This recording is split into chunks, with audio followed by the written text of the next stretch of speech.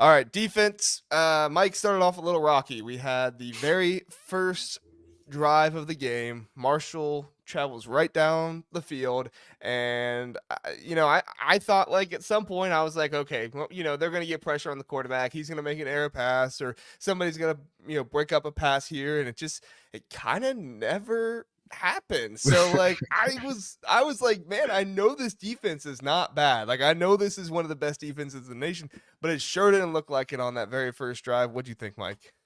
Yeah, so it was like Jim Knowles was just allowing them to dink and dunk down the field, almost like bend but don't break. But they were able to sustain, and the reason why is they were getting a lot of push um up front, especially on Hero Canoe.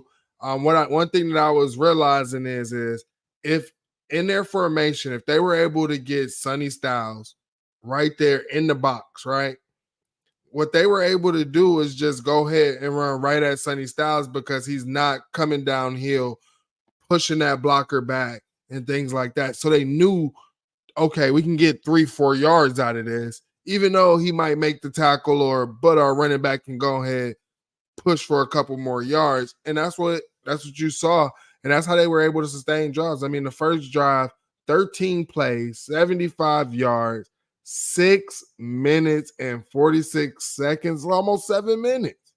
How many minutes is in the in a quarter? 15. Yeah, it's pretty much half of the quarter. That's immediately what I thought too as well when I first saw that happening. I was like, man, that's like half of it there, just in one drive. So you don't want to see that. And I do think that there was a little bit of some stuff that could have gone either way. Like I think the punch out fumble was a really good thing. I forget who did that. I think that was Lathan Ransom, Yeah, like maybe the that ransom. that punched the ball. Like that was excellent.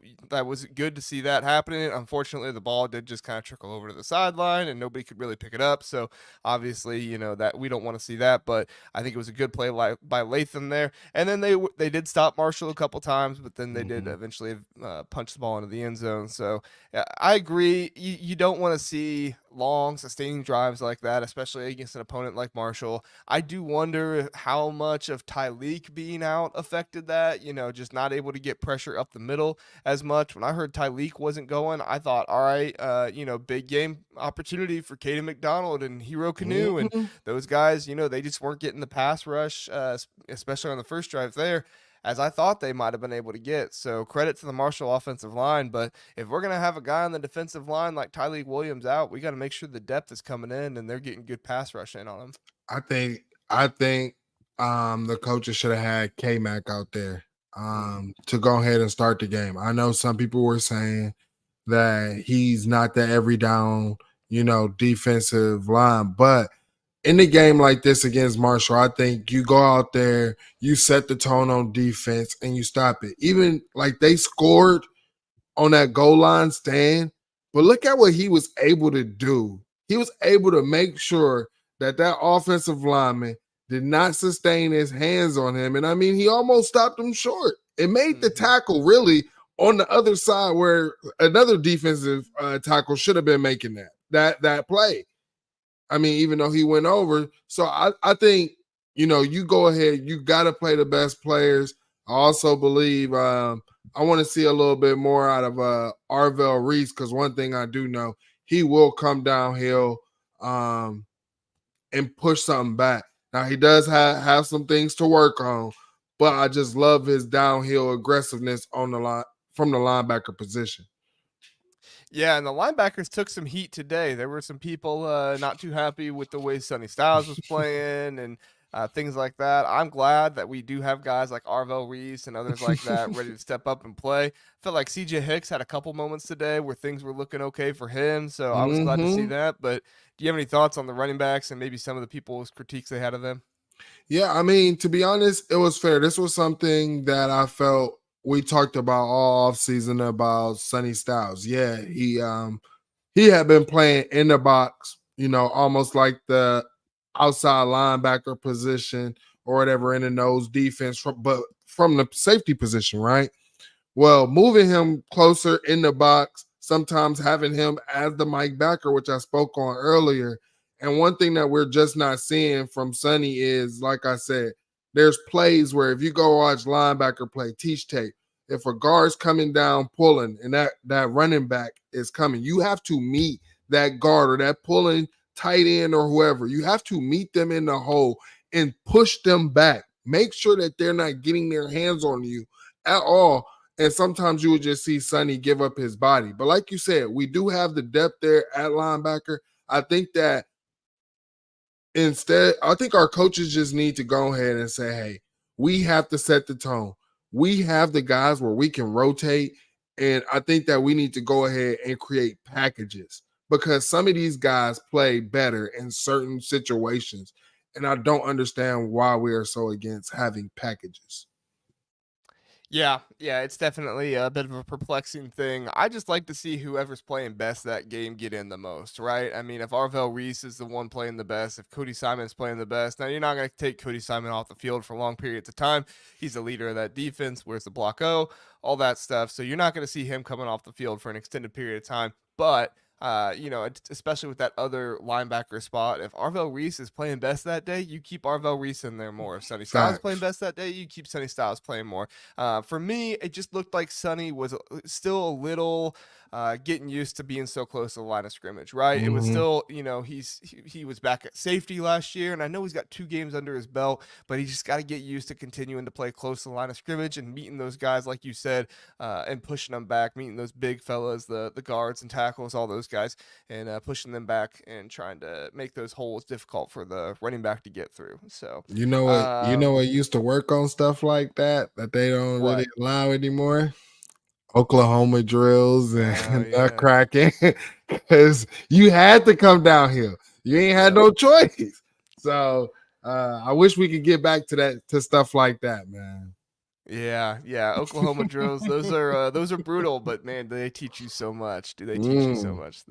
It's a tough drill, but if it's not tough, it's not worth doing, right? So, facts. all Teach. right. Hey, listen, one of the defensive linemen that was playing the best all game was my guy Caden Curry, and Caden Curry, he got the ejection today. Now it was like right before the second half, so I'm glad it was. He's not going to be out for next game too, so he got a little lucky with the timing of it all. But Mm-hmm. man, I get we want to protect these guys. I get that, and maybe complaining about the rule is the wrong thing. I don't know, but like he obviously had no bad intentions there. Like the Yeah. quarterback had his, and he was keeping his head up. Like it wasn't like he was putting his head down trying to drive the guy and trying to hurt himself or hurt the other guy. Like I don't, sometimes as a defensive player I don't know what you're supposed to do, because even when you do the right thing, you're still getting hit with a call. And you could see Caden, like as soon as that play or as soon as that ball was thrown and he turned and he saw the flag, he was like he knew it. Like he knew what was gonna happen. He knew he was gonna Yeah. be out of that game. And I felt for him, man. I don't think maybe he knew he was going to be out of the game because I don't think that the targeting call was the right call, but I think a personal foul call should have been the right call. Um, and the reason why is Caden for a minute in that play, he was committed to going after the quarterback, and then he stopped and then did what he did. That's why the flag I felt at first. That's why the flag I felt came out because if you had it committed, you'd have been fine. But it was that pause, and I mean that's why I don't believe you don't go high. I mean, it's defense is taught you're taught that way. You don't go up high, and like I said, he just should have committed instead of taking the pause. And probably, like I said, you don't go high, you don't get no penalty. So Yeah, yeah. teach It's so tape. tough. Yep, yep. It's so tough when you're a defensive player. You can't go this way. You can't do that way. You can't do this. You can't do that. I mean, I get it. We want to keep the guys safe, and we want to, have them, be able to continue playing and not get hurt, and especially the Yeah, head injuries and stuff like that. But man, I do feel for these defensive players yeah, it sometimes, was because it nothing just seems malicious like, about it. yeah, it just seems like no matter what you do, something inevitably is going to happen, and it's going to go against you. So, all right, Mike. Anything else on the defensive side of the ball you want to touch on? Man, Lathan Ransom was all over the place, making plays early. I like seeing that. Um, he could have been a little bit better in coverage for sure, but there's other things that went into that scoring play that other people aren't going to talk about. Definitely think that you should go back, watch the film on that, and you'll know what I'm talking about. So um, I mean, I definitely want to give a shout out to Lathan Ransom. I've been expecting a big year for him. Now, a lot of Buckeye fans say, "Oh, against the smaller teams and the teams we're supposed to beat, that's when he shows up." But the bigger games, that's when he has issues.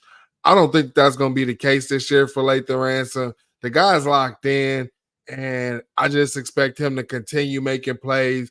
I don't think it matters who you're going up against when you're going in for the tackle and able to knock the ball out.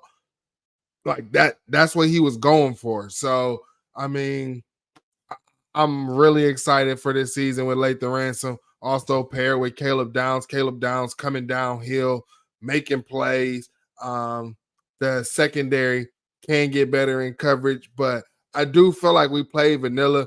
Once you saw like Jim Knowles bringing the corners up, playing man to man, because I didn't like the off man. I did not like it because we were giving up too much underneath. But when they started going press man, they were good. I like that. So you know what you have in your defense. Go to the strength of your defense. Yeah, I couldn't agree more. I couldn't agree more. And I do think that for the coverage, it did not help them at points when the pass rush wasn't getting home. And then Jim Knowles felt like he started having to bring the linebackers, and then you just had nobody behind the defensive line, right? I mean, you had nobody back there, and that also attributed to some of the issues with the quarterback run and that stuff.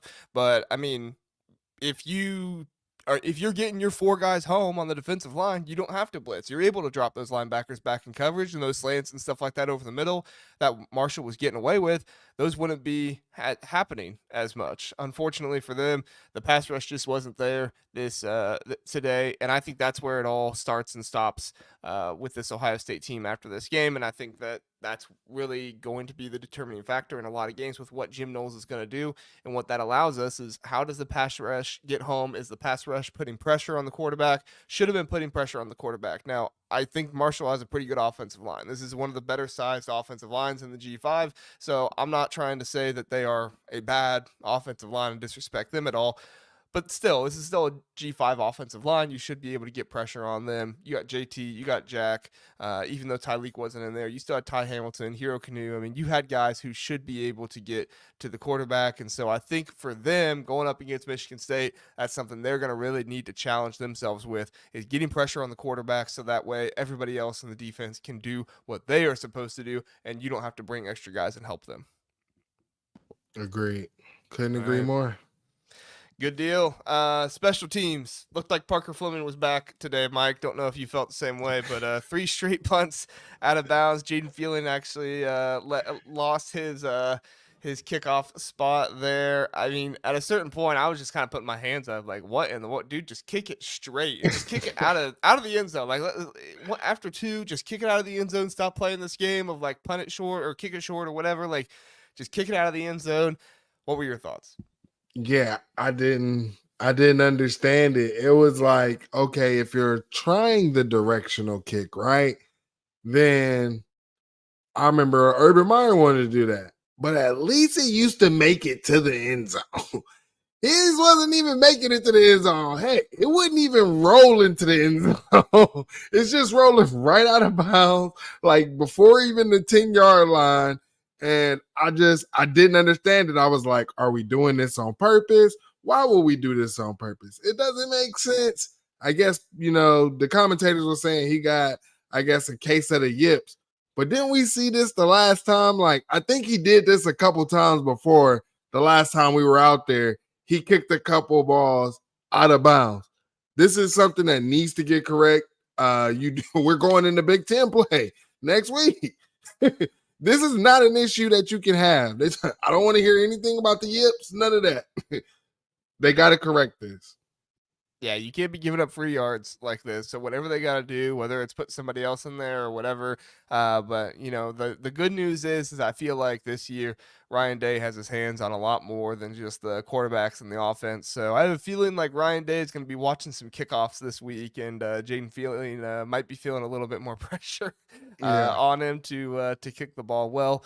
We'll see what happens, but yeah, that was definitely something that was not super great to me. And I agree with you. It's happened before. It's just never been quite this egregious. Three times in Yeah. a row, like, and especially with how much we were scoring too. I mean, there were so many plays where they were scoring, it just kind of like became evident and obvious. But in addition to that, we had Brandon Ennis who almost housed one today. If he didn't slip and get beaten by the turf monster, who got the Earl dude for Marshall today too. But if he didn't slip, he would have housed that one. However, earlier in the game, he muffed the one, and thankfully for him, there was a phantom penalty that nobody really saw coming. That for whatever reason, they decided to call it. I don't know, but what were your thoughts on the muffed punt? Man, that's the thing about special teams. That's the thing about being a returner. The ball can do some crazy things, especially with the wind, with Gus. A Gus could have came in and just pushed it. It looked like the ball just came short from where he thought it was going to be. And I don't know. Only Brandon Ennis can tell us what really happened on that issue. Like, did it seem like the ball was coming up short because of the wind, or did he end up losing it in the sun at a certain point? That could also be a thing, but that's it's part of special teams, man. And when the sun's rising at high noon, right? you know, uh, it could be an issue. I mean, I've seen it in high school in my playing days. I mean, you've seen it in the NFL, and it's not even just the sun. You hear about returners losing it in the light all the time. So just part of the game, man. It is. It is. I played center field for a long time, and sunglasses were my best friend, especially on those early afternoon games. Because you're right, that sun is right above you, and trying to track that ball, it can get a little difficult. So I hopefully, got a Brendan couple Ennis, black eyes. yeah, hopefully he'll correct it for next time. But yeah, I think that was probably the case as well. He probably just lost it. Looked like he was right there for it. Didn't look like he, had completely misjudged it Mm-hmm. overall, which is good to see. Just at the last second, kind of lost it, and it is what it is. We'll hope that'll be corrected for next time. Mike Ryan Day was pretty fired up in this one. He got himself an unsportsmanlike penalty. Now Marshall did what we've seen a number of teams do, and you can argue that this was on Ryan Day or whoever the position coach was that was subbing late. I don't know who it was that was subbing late. You could argue this was their fault, but at the same time, when the play clock is all the way down at 3 and you still got the referee standing and not letting them snap the ball, like what are you supposed to do? And so I think eventually the unsportsmanlike penalty was for him going on the field, is what the announcers made it sound like. And his argument was, I was going on the field to call a timeout because you weren't letting us snap the ball. So it was kind of an unorthodox situation. And Ryan Day, I mean, even when after the the penalty was made, he was still going on and on and on about it. What do you think about it all, Mike? Well, I'm gonna say this. I like fired up Ryan Day. I love it. And to be honest, Ryan Day was 1000% in the right in the way he handled it. And I'm gonna tell you why. Because if you go and after he got on them refs, guess who got a penalty later in the game for a late substitution? Marshall. Because guess what? It's a new NCAA rule that you can't just wait and sub and hope to get and cause the offense to get a delay a game because of your substitution. So Ryan Day was really in the right. And I think that's why they ended up making that call later in the game. Now imagine if he just let it go. Those refs wouldn't have been paying attention. And to be honest, um, I don't understand it, but every week I'll watch a Big Ten game and the Big Ten refs are in there. It's some of the worst officiating. How are you going to be one of the top two conferences and have some of the worst officiating in the game? And it's not, and I'm not saying this as a Buckeye fan or a fan of anything. I'm just saying this as a football fan because it's not just the Ohio State game. It's not. I've seen it in the Penn State game. I've seen it in the Team Up North games. I've seen it. It's bad. It's terrible. Yeah, there's definitely a refereeing issue going on in the Big Ten, and it's not fun to see by any means. I don't understand why, like you said, this is one of the top two conferences, if not, I mean, it should be the best conference in college football, but they apparently can't figure out how to pay the referees. I don't know if the referees down south just study it more or what's going on, but in addition to that, it looked like this was the referees' very first time calling a game together in and it was just like they were so disorganized. They had no idea what it looked like was going on. It just terrible performance by them. And I'm with you. I'm glad Ryan Day gave it to him because I don't know if they would have got that penalty later on in the game. And I think that Ryan Day is figuring out that if he's not calling plays, he is able to get on these referees a little bit more, ride them, and make sure that they're making play calls or not play calls, making the penalty calls that make the most sense and are actually accurate to the rules of what's Right. going on. So I'm for it.